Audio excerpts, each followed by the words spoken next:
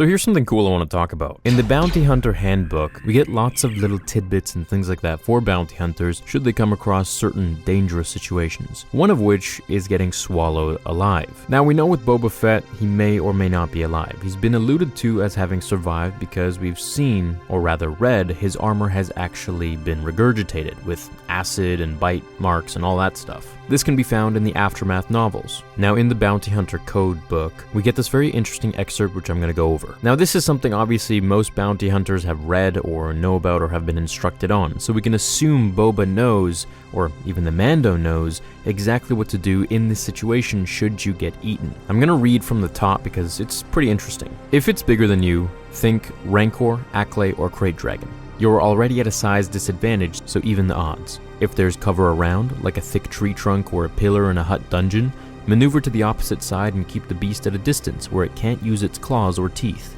If you have a ranged weapon, go for the eyes or equivalent sensory organs. If that doesn't work, do everything you can to vanish from the monster's senses. Because most animals track by scent, you can mask your odor by emptying a smoke grenade inside your jacket, or rubbing carbine grease on your skin, or crack open a tin of rations and hurl it as far away from you as possible. Still not helping?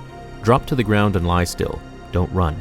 You're not going to outrace it. If you do get eaten, you've still got one more shot. Take a deep breath before you slide down the thing's throat, and free your knife, or anything else that's sharp.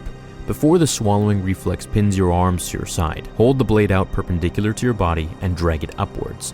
If you're lucky, the monster will spit you out. If not, keep holding your breath until you carve an X in its stomach, big enough to push your head through. If it's about your size, think Gundark, Nexu, Gohai. Just because it's closer to your weight class doesn't mean it'll be any easier to take down. First things first, don't go mistaking a threat display for an actual threat. A low growl, a waving stinger, or an extended frill are just warnings, and you might be able to get out of trouble with no fighting at all. Back away slowly, out of whatever perimeter the creature considers its territory. So right here we can see, if you do get eaten, you've still got one more shot.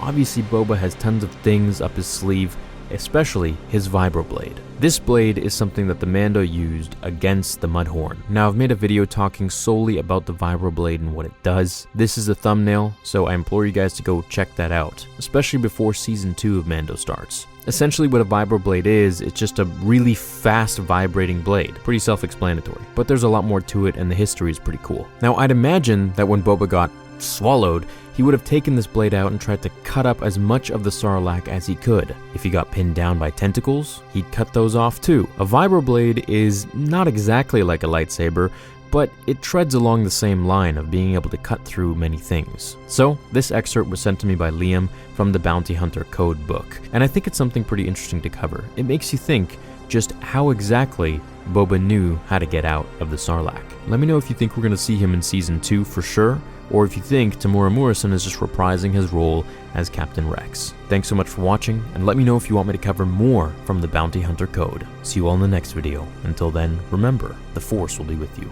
always.